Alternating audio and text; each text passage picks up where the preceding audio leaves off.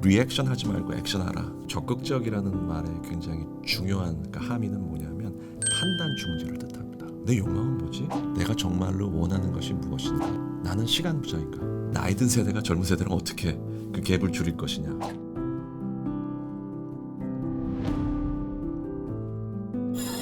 여러분은 지금 김태원의 게으른 책 읽기를 보고 계십니다. 저는 그렇게 물어보면 원하는 답을 들을 수 없습니다의 작가 김호입니다. 질문이 직장이나 삶에서 설득과 관계 형성에 얼마나 큰 역할을 하는지 알고 나면 이 세상에 바보 같은 질문들이 꽤 많다는 것을 알게 됩니다. 말을 많이 하는 분들도 혹은 너무 안 하는 분들도 질문을 더 할 수도 있고 더 좋은 질문을 던질 수 있습니다. 질문을 어떻게 던지느냐에 따라 여러분은 원하는 것을 얻을 수도 있고 그러지 못할 수도 있습니다. 그래서 질문을 던지는 좀 더 똑똑한 방법을 구체적으로 알려드리고 원하는 것을 얻을 수 있는 가능성을 높여드리는 것이 바로 이 책을 쓴 이유입니다. 안녕하세요. 게으른 책 읽기의 김태훈입니다. 오늘도 여러분들과 함께 읽어볼 책의 서문을 소개를 해드렸습니다. 우리는 살면서 참 많은 질문을 던지고 또 질문을 받습니다. 그러나 그 질문에 모두 대답할 때가 있나요? 혹은 그 질문이 굉장히 질문 자체로 불쾌해질 때도 있고요. 그 질문을 통해서 상대방이 어떤 사람인지를 눈치채게 될 때도 있습니다. 사실은 내가 던지는 질문을 통해서 상대도 나를 그렇게 눈치챌 수 있다는 것도 물론 하나의 가능성이겠죠. 가끔 대화를 하다 보면 아예 질문이 없어서 툭툭 끊길 때도 있는데요. 이때 외국 사람들은 천사가 왔다 갔다 라고 이야기를 한다고 합니다. 어색한 사이라면 굉장히 견디기 힘든 순간인데 그 힘든 순간을 또 넘어서는 것도 아주 능숙하고 노련한 질문의 힘이 있지 않을까 하는 생각을 해봤습니다. 자, 질문을 잘하면 얻을 수 있는 것, 그 방법을 오늘 알려주실 분이 나와 계십니다. 오늘의 책 제목이 좀 깁니다. 그렇게 물어보면 원하는 답을 들을 수 없습니다. 이 책을 쓰신 김호 작가님 나오셨습니다. 안녕하세요. 안녕하세요. 반갑습니다. 출판사에서 책 제목 너무 길다고 안 하는 거예요? 출판사에서 잡아준 그렇습니까? 네. 특이한 감각의 출판사군요. 근데 최근에는 사실은 어떤 책을 주세요라고 이제 이야기하지는 않고 네. 이 독자들이 그 서점에 가서 직접 책을 보면서 고르게 되니까 뭐 그런 의미에서 네. 오히려 핵심을 찌르는 그런 질문형, 네. 이 문장형 제목이 아닌가 하는 생각도 듭니다. 작가님에 대한 소개를 제가 간략하게 좀 해드리겠습니다.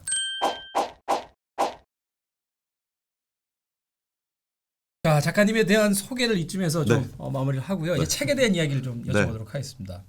제목 재밌습니다. 그렇게 물어보면 원하는 답을 들을 수 없습니다. 핵심인 것 같아요.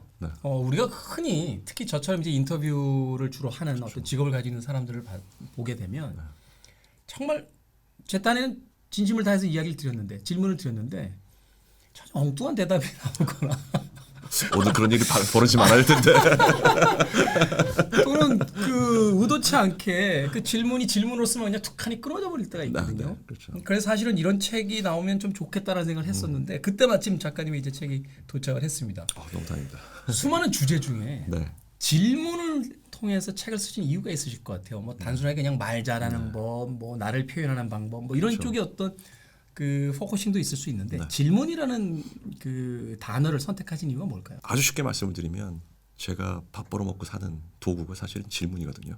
예를 들면 지금 제가 하고 있는 프로젝트 중에 하나는 뭐냐면 한 기업의 CEO분이 저를 매주 1시간씩 만나서 제가 어떤 조언을 하는 게 아니라 질문을 하기를 원해요.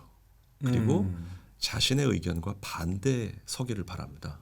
왜 그러냐 하면 자기가 이제 관리하는 임원들은 어떻게 보면 다 예스맨이 되는 거예요. 그렇기 때문에 내가 당신한테 시간당 얼마씩을 돈 줄 테니까 나한테 질문을 해주고 나를 조금 다른 시각에서 바라볼 수 있게 해달라라는 게 그분의 거든요. 사실 제가 이제 그 코칭을 하고 있는데 코칭이라는 게 제가 어떤 솔루션을 주는 게 아니라 자꾸 질문을 통해서 이분이 스스로 생각을 정리하도록 만들고 그래서 그분이 이렇게 약간 자기 해결책을 스스로 찾아가도록 도와주는 거거든요. 그렇기 때문에 저한테는 질문이 굉장히 중요한 도구이고 그래서 왜 작가분들이 뭐 좋은 문장을 이렇게 수집하신다고 그러잖아요. 그런 것처럼 저한테는 그 일을 해오면서 좋은 질문이라는 게 뭘까라는 거를 계속 적어가고 그 수집해 왔는데 이거를 한번 우리 사회에 공유하면 좋겠다라는 생각이 들어서 이 책을 쓰게 됐습니다. 우리 이제 질문보다는 답을 요구하는 사회에 살고 있잖아요. 우리나라 사회가 가장 큰 문제는 답이 정해져 있다는 거고, 그리고 그 답을 강요한다는 건데 질문의 방식이 바뀐다라면 그 답도 좀 바뀌지 않을까 생각을 하게 됩니다. 심지어는 이 책에서 굉장히 흥미로운 부분들이 출발점부터 등장합니다. 저는 사실 목차를 만드실 때 굉장히 노련하시구나라는 생각을 했던 게 뭐냐면 아주 어려운 회사의 문제가 아니라요.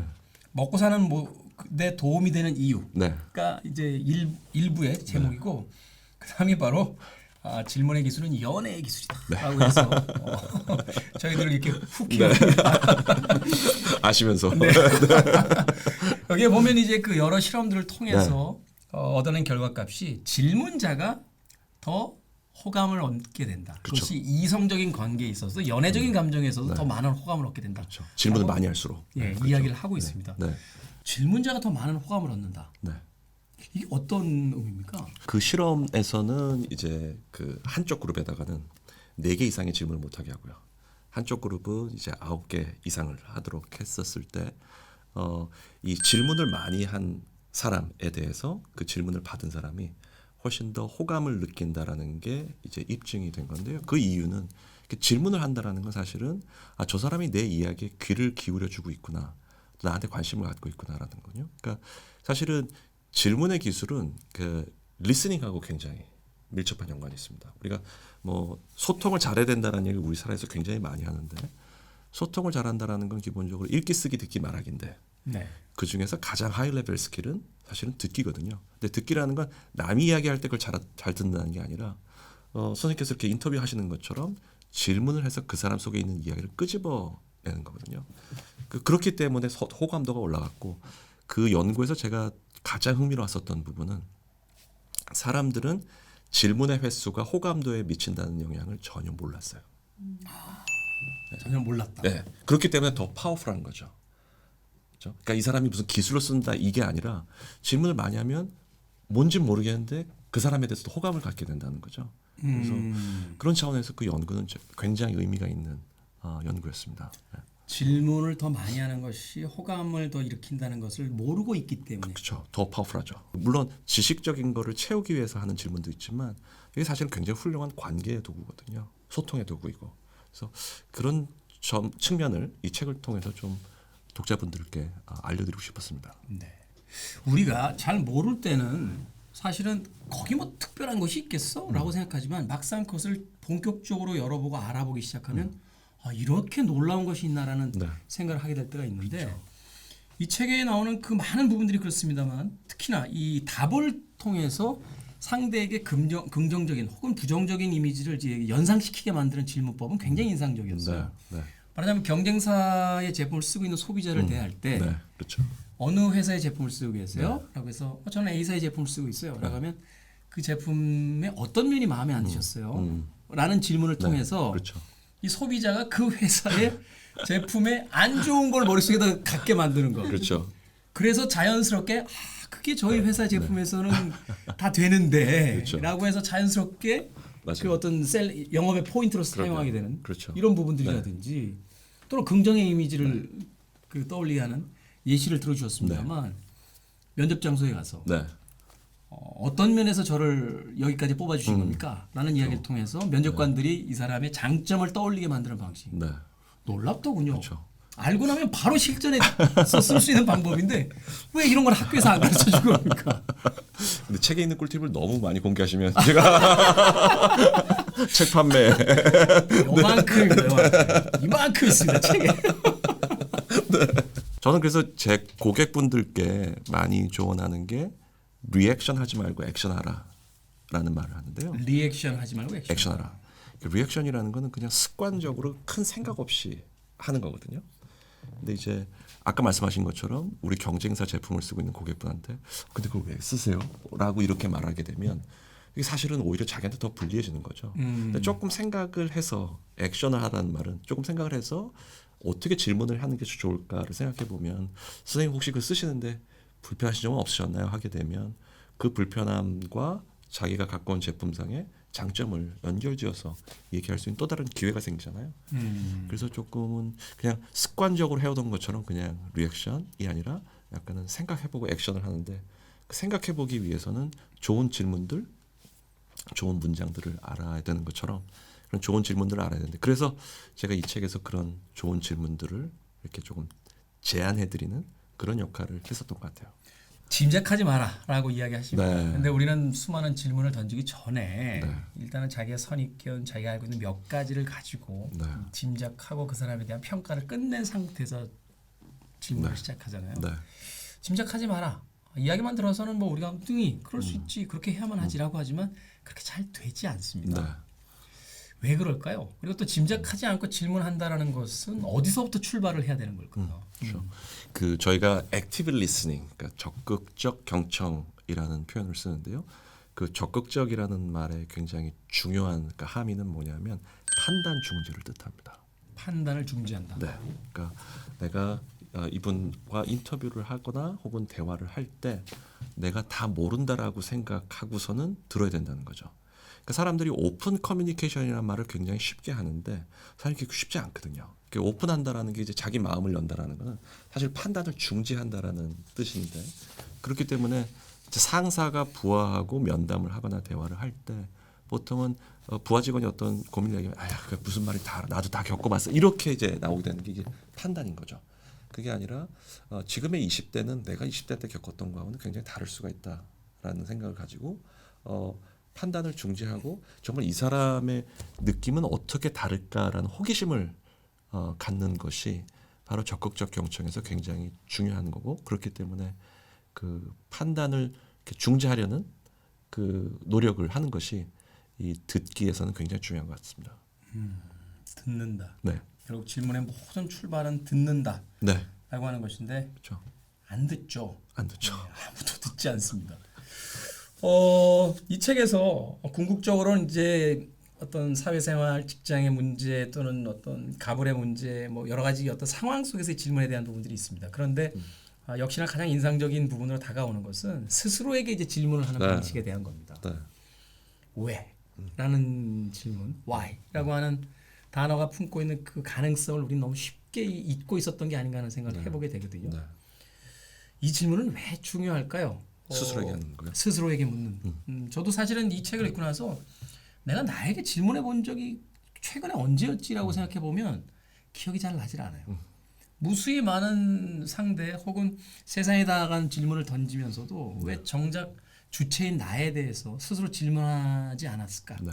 또는 질문하는 그 습관 자체, 버릇 자체가 들지 않았을까? 이렇게 생각했던 적이 있거든요. 네. 제가 좋아하는 그 이야기 중에 그 속물의 정의를 그 한 사회학자분이 그렇게 하더라고요.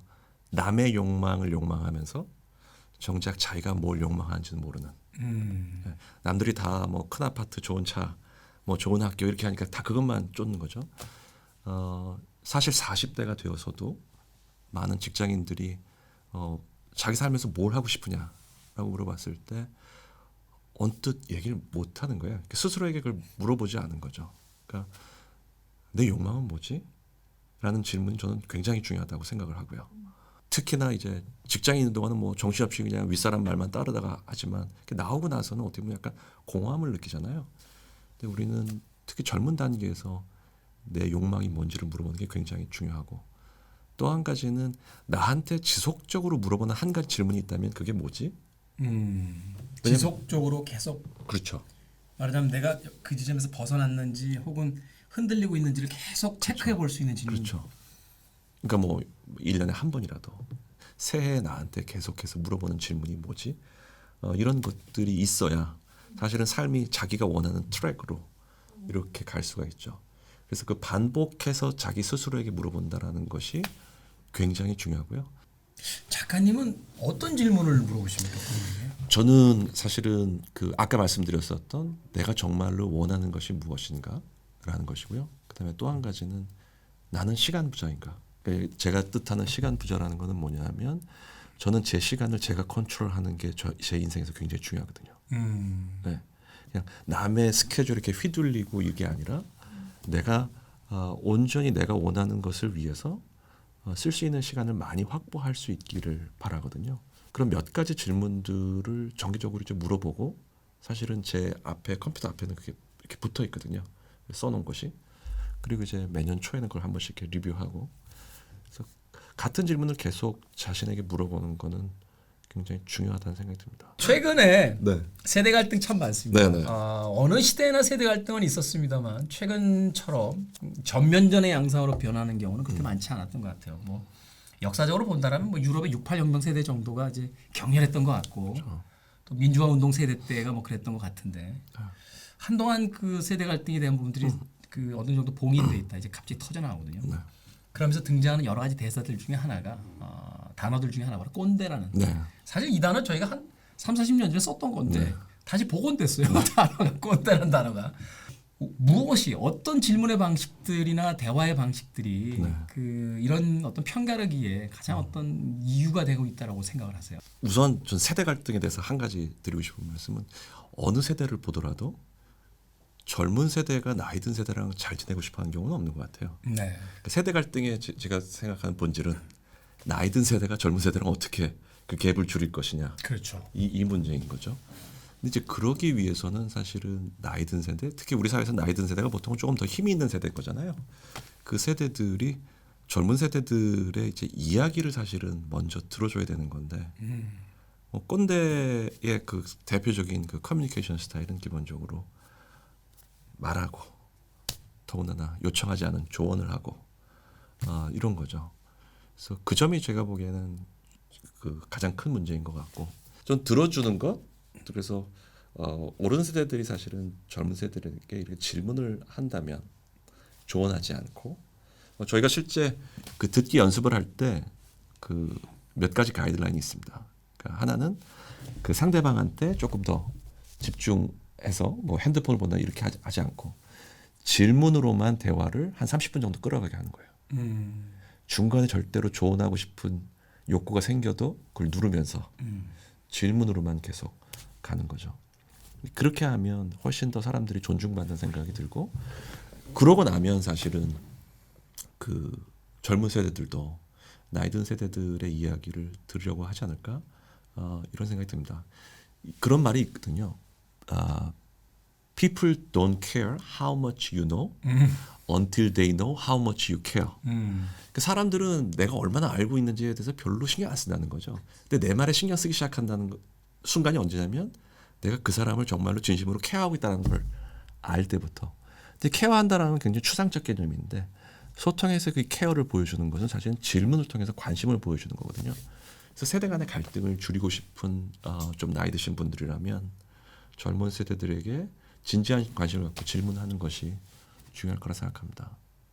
사실은 최근 같은 시대에는 충고가 폭력이라는 생각이 맞습니다. 들거든요. 결국 충고라는 것은 내가 옳고 너는 틀렸다는 것을 전제하에 시작이 되는 것들인데 단지 너에게 도움이 되게 해주겠다라는 선의가 있다라고 하지만 그 출발점은 분명히 상대가 틀렸다라고 하는 폭력적인 그렇죠. 어떤 그 행위로서 이제 나타나는 거다라는 네. 생각이 들고 사실 그래서 앞서 이야기가 참 와닿습니다. 거리를 두는 것. 너무 바짝 붙어서 어떻게 저 사람과 잘 지내볼까가 아니라 일정한 거리를 줌으로써 그가 그 나를 공격적이거나 위협적으로 느끼지 않게 해주는 것. 네. 그것 자체가 가장 훌륭한 어떤 세대 갈등의 해결 방법일 수 있다. 그렇죠. 맞습니다. 그렇게 물어보면 원하는 답을 들을 수 없습니다. 김호 작가님과 이야기를 나누고 있습니다. 요즘 시대엔 답변의 주인보다 질문의 주인이 되어야만 네. 한다라는 이야기를 해주셨습니다. 이 이야기를 이제 마지막으로 좀 네. 여쭤봐야 될 것 같아요. 네. 질문의 주인이 된다는 것, 우리가 질문을 시작하기 전에 먼저 생각해봐야 될 것들이 있다면 또 무엇이고, 네. 또 질문이 주인이 된다는 것은 또 어떤 의미인지 네. 이걸 우리가 좀 이해할 수 있다라면 바로 지금부터 어떤 질문의 방식이 좀 많이 바뀔 것 같다라는 생각을 하게 되는데. 네. 두 가지 측면에서 말씀드릴 수 있을 것 같습니다. 그러니까 질문의 주인이 된다는 예를 들면 지금 우리가 지금 진행하고 있는 이 쇼도 보면 사실은 질문을 하는 사람이 어떤 질문을 하냐에 따라서 이 톡의 내용이 계속 가거든요. 네. 그러니까 보통 질문을 던지는 사람들이 이제 아젠다를 갖고 있는 거죠. 기자가 인터뷰를 할 때도 마찬가지죠.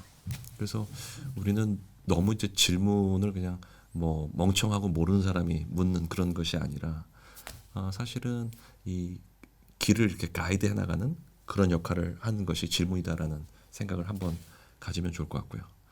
또 한 가지는 이제 뭐 혁신이 중요하다 이런 얘기를 많이 하는데 이제 혁신의 시작은 사실은 좋은 질문을 던지는 것에서 나오는 거잖아요. 네.